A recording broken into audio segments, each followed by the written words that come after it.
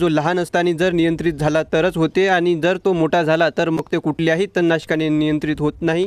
त्याला शेवटचा पर्याय आपल्याला राहतो निंदन करून शेताच्या बाहेर फेकणे.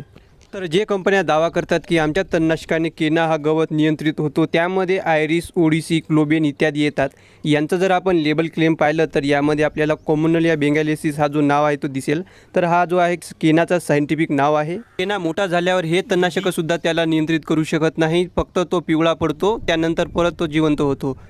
तर आता पाहू शेतकऱ्यांनी केन्याला नियंत्रित कसं केले. तर पहिले शेतकरी हे आपले गजानन माळेकर, जे की चिखली बुलढाणा या भागातील आहे. तर त्यांनी केना लहान असताना इमॅझिथायपर हा घटक असलेला अस्पायर फवारलं, तर त्यांना जे आहे केन्यावर चांगला रिझल्ट मिळाला. त्यानंतर आपले दुसरे शेतकरी आहेत विनायक लोखंडे, ज्यांनी केन्यासाठी वीट ब्लॉक हा इमॅझिथायपर असलेलं घटक फवारलं, तर त्यांना सुद्धा केन्यावर चांगला रिझल्ट मिळाला. तर त्यांना आपण टेलिग्रामच्या माध्यमातून संपर्क केला. आणि जर तुम्ही आतापर्यंत आपल्या टेलिग्राम चॅनलला जॉईन झाले नसेल तर जॉईन अवश्य व्हा. त्या वर्षी आपण शेतामध्ये शक्य हे तणनाशक फवारले. यानं केना काही प्रमाणामध्ये नियंत्रित झाला आणि जो मोठा राहिला होता तो फक्त पिवळा पडला, नियंत्रित झालेला नाही. तुम्ही कोणते तणनाशक फवारले आणि त्याने केना नियंत्रित झाला का हे खाली कमेंट करून सांगा. तर व्हिडिओ आवडला असेल तर लाईक करा आणि चॅनलवर आतापर्यंत सबस्क्राईब केली नसेल तर सबस्क्राईब अवश्य करा. आणि जर तो मोठा झाला तर मग ते कुठल्याही तणनाशकाने नियंत्रित होत नाही.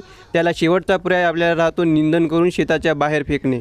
तर जे कंपन्या दावा करतात की आमच्या तणनाशकाने केना हा गवत नियंत्रित होतो, त्यामध्ये आयरिस, ओडिसी, क्लोबेन इत्यादी येतात.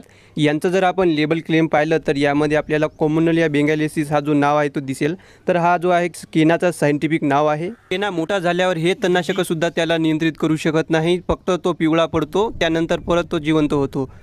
तर आता पाहू शेतकऱ्यांनी केन्याला नियंत्रित कसं केले. तर पहिले शेतकरी हे आपले गजानन माळेकर, जे की चिखली बुलढाणा या भागातील आहे. तर त्यांनी केना लहान असताना इमॅझिथायपर हा घटक असलेला अस्पायर फवारलं, तर त्यांना जे आहे केन्यावर चांगला रिझल्ट मिळाला. त्यानंतर आपले दुसरे शेतकरी आहेत विनायक लोखंडे, ज्यांनी केन्यासाठी वीट ब्लॉक हा इमॅझिथायपर असलेलं घटक फवारलं, तर त्यांना सुद्धा केन्यावर चांगला रिझल्ट मिळाला. तर त्यांना आपण टेलिग्रामच्या माध्यमातून संपर्क केला. आणि जर तुम्ही आतापर्यंत आपल्या टेलिग्राम चॅनलला जॉईन झाले नसेल तर जॉईन अवश्य व्हा. त्या वर्षी आपण शेतामध्ये शक्य हे तणनाशक फवारले. यानं केना काही प्रमाणामध्ये नियंत्रित झाला आणि जो मोठा राहिला होता तो फक्त पिवळा पडला, नियंत्रित झालेला नाही. तुम्ही कोणते तणनाशक फवारले आणि त्याने केना नियंत्रित झाला का हे खाली कमेंट करून सांगा. तर व्हिडिओ आवडला असेल तर लाईक करा आणि चॅनलवर आतापर्यंत सबस्क्राईब केली नसेल तर सबस्क्राईब अवश्य करा.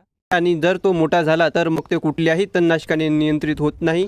त्याला शेवटचा पर्याय आपल्याला राहतो निंदन करून शेताच्या बाहेर फेकणे. तर जे कंपन्या दावा करतात की आमच्या तणनाशकाने केना हा गवत नियंत्रित होतो, त्यामध्ये आयरिस, ओडिसी, क्लोबेन इत्यादी येतात.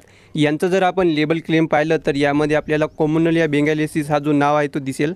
तर हा जो आहे केनाचा सायंटिफिक नाव आहे. केना मोठा झाल्यावर हे तणनाशकसुद्धा त्याला नियंत्रित करू शकत नाही. फक्त तो पिवळा पडतो, त्यानंतर परत तो जिवंत होतो.